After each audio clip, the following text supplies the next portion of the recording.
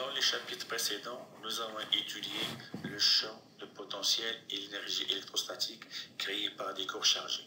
Ces corps peuvent être des isolants ou bien des conducteurs. Dans ce chapitre, nous allons étudier rien que les conducteurs et plus précisément lorsqu'ils sont en équilibre électrostatique. Commençons par les propriétés générales des conducteurs en équilibre. On rappelle d'abord ce que c'est un matériau conducteur. Un matériau conducteur, c'est la charge macroscopique qu'il contient est libre, c'est-à-dire qu'il peut se déplacer en présence d'un champ électrique. Un conducteur est en équilibre électrostatique lorsque la charge qu'il contient reste au repos. Attention, ces charges peuvent se déplacer sous l'effet d'un champ électrique extérieur. Mais l'étude ne sera faite que lorsque le déplacement des charges s'arrête. Ça veut dire lorsqu'on atteint un nouvel état d'équilibre où les charges deviennent à nouveau au repos. Nous allons maintenant étudier le champ à l'intérieur et au voisinage d'un conducteur en équilibre. Pour un conducteur en équilibre, les charges qui sont susceptibles de se déplacer sont au repos. Ça veut dire qu'ils ne sont soumis à aucune force extérieure. Donc, le champ E est nul en tout point d'un conducteur en équilibre. Et à partir de la relation E égale à moins gradient V, le potentiel est constant. Parce que le champ est nul, ça veut dire que le potentiel a la même valeur en tous les points d'un conducteur en équilibre. Par continuité, la surface du conducteur en équilibre est équipotentielle. Et par conséquent, les lignes de champ sont normales à la surface du conducteur. D'après la forme locale du théorème de Gauss, puisque le champ à l'intérieur est nul, on a la densité volumique de charge est nulle. Ça veut dire que les charges positives et négatives qui existent dans le conducteur se neutralisent. Et par conséquent, la charge électrique excédentaire d'un conducteur en équilibre est entièrement répartie en surface. Dans le cas d'un conducteur creux, et on suppose qu'il n'y a pas de charge à l'intérieur de la cavité, le champ est nul. Et finalement, on a le champ qui est partout nul dans le conducteur. Il en résulte également que la densité volumique de charge à l'intérieur est nulle. Et finalement, il n'y a pas de charge sur la surface intérieure de la cavité. Nous avons vu que le champ est normal à la surface du conducteur. Ceci s'écrit sous cette forme où le champ E est égal au module E que multiplié N, où N est un vecteur unitaire normal à la surface. Il reste à déterminer le module du champ E en deux points M au voisinage de la surface du conducteur. Ce calcul va être fait par le théorème de Gauss. Pour cela, on va considérer un élément de surface ds sur lequel s'appuie un tube de champ T et un élément de S' passant par M qui est parallèle à ds et qui découpe le tube de champ T. La surface fermée de gauche choisie est formée donc par l'élément de S', le tube de champ T et une surface S seconde à l'intérieur du conducteur s'appuyant sur l'élément ds. Le flux du champ E à travers la surface fermée est égal à la somme des flux à travers chacune de ces surfaces. Le flux du champ à travers le tube de champ T est nul parce que le champ qui est parallèle au tube de champ T est normal à l'élément de surface dst. Le flux de champ à travers la surface S seconde est nul parce que le champ à l'intérieur d'un conducteur est égal à 0. Il reste le flux de champ à travers l'élément ds', qui est égal par définition au produit scalaire du champ E et de l'élément ds'. Et puisque le champ E et ds ont le même sens et la même direction, donc est égal au produit E ds'. Est égal à E ds parce que l'élément ds est égal à ds' et parce que l'élément ds' est infiniment voisin de ds. La charge intérieure à la surface de Gauss est celle qui est sur l'élément ds, donc est égal à sigma ds. Et en appliquant le théorème de Gauss, on trouve que le module du champ E est égal à sigma sur epsilon 0. D'où le théorème de Coulomb, qui dit que le champ E est normal à la surface et a pour module sigma sur epsilon 0. Le champ est dirigé vers l'extérieur si le conducteur est chargé positivement, ça veut dire si la sigma est positive, et il est dirigé vers l'intérieur si le conducteur est chargé négativement, c'est-à-dire si sigma est négatif. On va maintenant voir le pouvoir des pointes. L'expérience a montré que la densité de charge sur la surface d'un conducteur varie en sens inverse de son rayon de courbure. C'est-à-dire, plus le rayon de courbure est faible, plus la densité de charge est très grande. Et dans ce cas, si le conducteur présente une pointe, ça veut dire une région de très faible rayon de courbure, la densité de charge sera très forte. Et par conséquent, le champ au voisinage de cette pointe serait très intense, d'après le théorème de Coulomb. Ceci, il va induire une ionisation de l'air, c'est-à-dire formation d'ions positifs et d'ions négatifs. Et la pointe, elle va attirer les ions de signe contraire à celui de sa charge, et par conséquent, elle va se décharger. Donc, il est impossible de conserver la charge d'un conducteur muni d'une pointe. On va maintenant calculer la pression électrostatique sur la surface d'un conducteur en équilibre. Pour cela, on va considérer un élément ds infiniment petit sur la surface du conducteur qui porte la charge du Q est égale à sigma ds. On va considérer également deux points infiniment voisins du conducteur, M à l'extérieur du conducteur et P à l'intérieur du conducteur.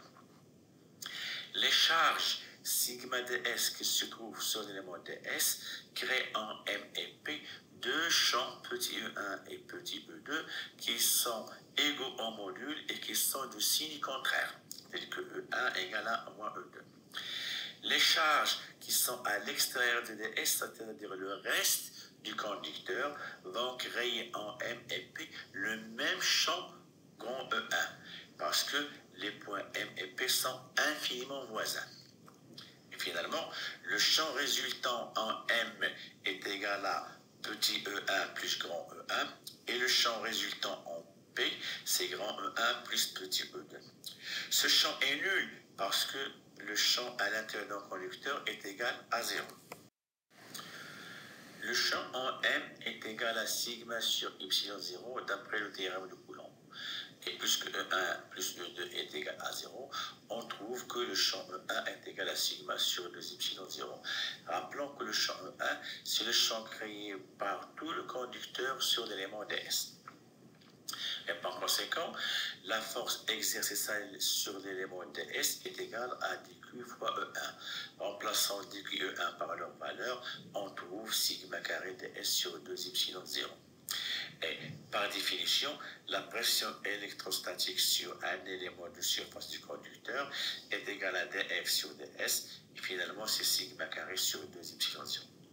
Donc, si le conducteur n'est pas rigide, sa surface peut subir une déformation à cause de la pression électrostatique. On va maintenant calculer la capacité d'un conducteur en équilibre. Supposons qu'on a un conducteur en équilibre de surface S et de densité de charge sigma, et bien sûr, il faut qu'il soit éloigné de tout autre conducteur. Alors, en un point M quelconque du conducteur, le potentiel P est donné par cette expression.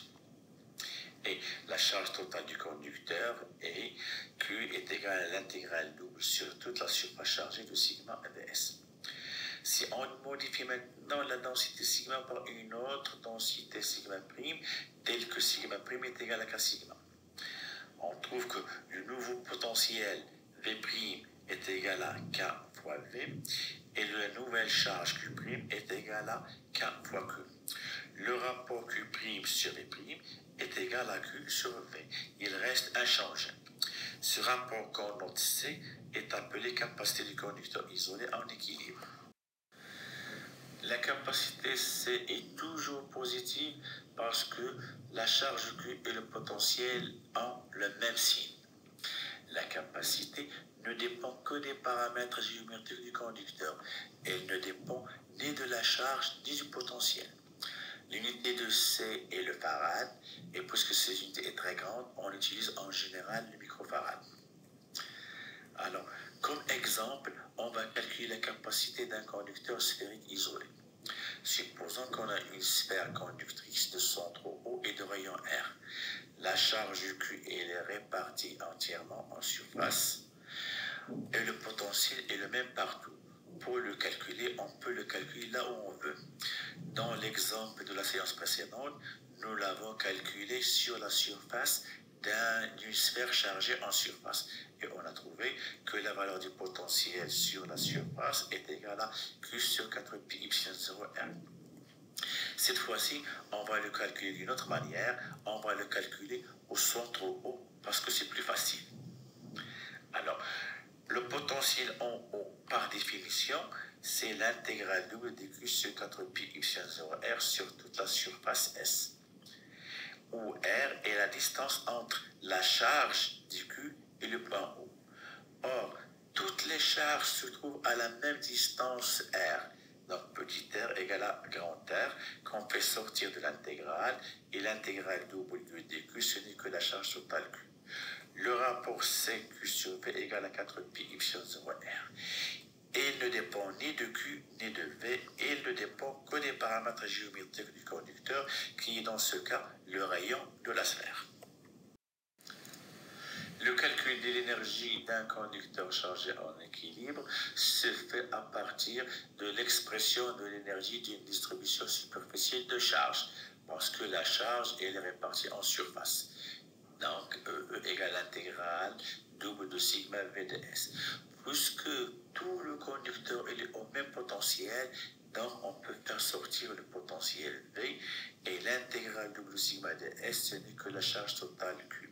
Donc finalement, l'énergie électrostatique, c'est 1,5 Q fois V. Q, c'est la charge du conducteur et V, c'est le potentiel du conducteur. Ici, on remplace Q par CV, on trouve 1,5 CV au carré ou bien 1,5 Q carré sur C. Si on a un système de N conducteurs en équilibre, l'énergie électrostatique totale, c'est 1,5 sigma de I égale à 1 jusqu'à N de QI VI, où QI et VI sont la charge et le potentiel de chaque conducteur I. Jusqu'à maintenant, nous avons vu les propriétés d'un conducteur en équilibre qui est loin de toute influence due à un champ extérieur. Dans ce qui suit, nous allons voir les phénomènes d'influence, c'est-à-dire la modification de la distribution des charges électriques d'un conducteur qui est due à la présence d'un autre conducteur. Prenons comme exemple, supposons qu'on a un conducteur P qui est neutre et lorsqu'on fait approcher un corps A qui est chargé positivement, ce corps il va induire un champ EA qui va pousser les charges positives d'un côté et les charges négatives de l'autre côté. Donc le corps A est appelé un corps influençant et le corps B est appelé corps influencé. Un conducteur, il va subir une influence électrique en étant en deux cas, soit qu'il est isolé de toute source de potentiel ou bien relié à une source de potentiel constant.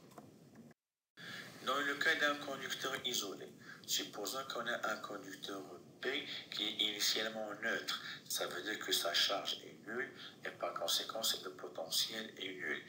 Et évidemment, le champ à l'intérieur du conducteur en tout point P est nul. Si on fait approcher un corps A chargé positivement au conducteur P, ce conducteur va créer un champ EA qui va pousser les charges positives les plus loin possible et qu'on va noter que plus, et il va attirer les charges négatives, ces charges qui sont appelées Q1. Au fur et à mesure du déplacement des charges, il va se créer un champ inverse qui est dirigé des charges positives vers les charges négatives. Et le déplacement de ces charges s'arrête lorsque le champ global à l'intérieur du conducteur est nul. Ça veut dire lorsque EA plus EB est égal à 0. La charge du conducteur P, elle reste constante. Il était égal à 0. Donc, finalement, la somme de ces charges, elle va rester égale à 0. Donc, on a Q- égale à Q+. Donc, on remarque que la charge elle reste constante, mais la distribution des charges qui a été modifiée. Et par conséquent, son potentiel peut varier. Dans le cas d'un conducteur relié à une source de potentiel V, le champ 1A créé par le conducteur A fait attirer les charges négatives de ce côté-là et pousse les charges positives le plus loin possible, c'est-à-dire vers la source de potentiel V. La charge du conducteur a été modifiée, elle n'est plus nulle. Par contre, le potentiel du conducteur reste constant, il est égal à celui de la source de potentiel V. Si on coupe la liaison entre le conducteur P et la source de potentiel V, les charges négatives vont se répartir sur toute la surface du conducteur. Et ceci, il va constituer une autre méthode pour charger un conducteur par influence. Théorème des éléments correspondants. Supposons qu'on a deux conducteurs C et C'. Le conducteur C est chargé positivement et le conducteur C' est chargé négativement. Les lignes de champ partent du conducteur C et arrivent vers le conducteur C'. Si on prend un tube de champ T qui découpe le conducteur C en ds et découpe le conducteur C' en ds', l'élément de S porte une charge Q et l'élément de S' porte une charge Q'. L'élément de S et de S' sont appelés des éléments correspondants. On va établir la relation entre la charge Q et la charge Q' des éléments correspondants par le théorème de Gauss. Pour cela, on va choisir une surface fermée qui est formée par le tube de champ T, une surface quelconque à l'intérieur du conducteur C s'appuyant sur l'élément de S et une surface quelconque à l'intérieur du conducteur C' s'appuyant sur l'élément de S'. Le champ à travers la surface fermée est égal à la somme des flux à travers chacune de ces surfaces. Le flux du champ à travers sigma C et à travers sigma C' est nul, parce que le champ à l'intérieur du conducteur est égal à 0. Le flux à travers le tube de champ T est également nul, car le champ E qui est parallèle au tube est perpendiculaire à l'élément de S. La somme des charges intérieures à la surface fermée est égale à la charge Q plus la charge Q'. Si on applique le théorème de Gauss, on trouve que Q' égale à moins Q. Ça veut dire, si on a deux éléments correspondants, ils vont porter des charges égales et de signes contraires.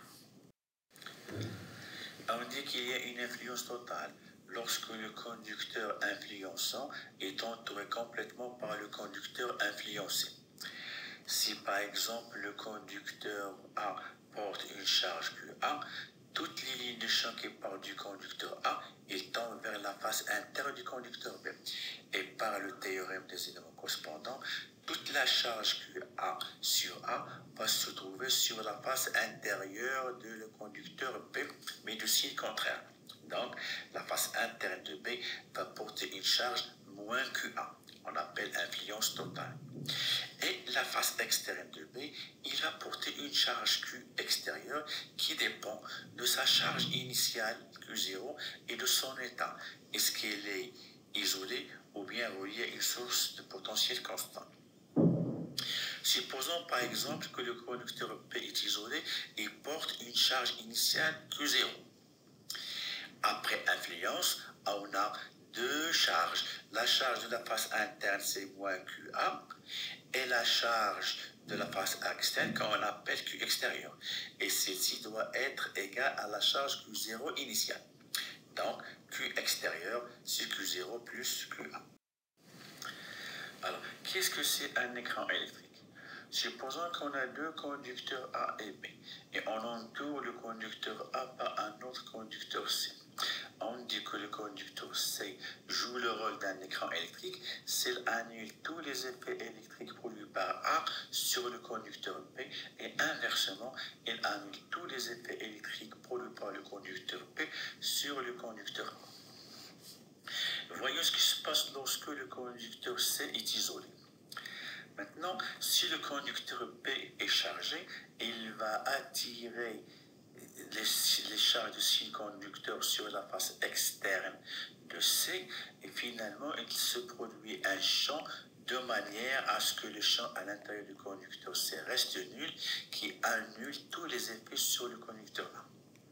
Par contre, si le conducteur A est chargé positivement par exemple, il va attirer les charges négatives sur la face interne du conducteur C et sur la face externe de C, ils vont apparaître des charges positives qui vont créer un champ sur le conducteur B qui vont modifier sa charge électrique.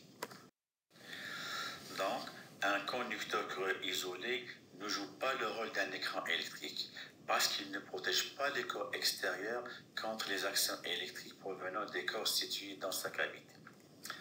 Voyons ce qui se passe lorsque le conducteur C est relié au sol. C'est le même raisonnement que tout à l'heure, sauf cette fois-ci, la charge qui va apparaître sur la face extérieure de C et qui provient de l'influence de A va s'écouler vers le sol et l'action sur le conducteur B s'annule. Donc, un conducteur creux relié au sol fait écran pour les actions électriques dans les deux sens. Il protège l'intérieur contre les actions électriques provenant de l'extérieur et inversement. C'est pour cela qu'en pratique, pour protéger les appareils électriques contre toute influence, on les enferme dans des enceintes métalliques fermées qu'on met en communication avec le sol. On va voir maintenant les capacités et le coefficient d'influence d'un système de conducteurs en équilibre.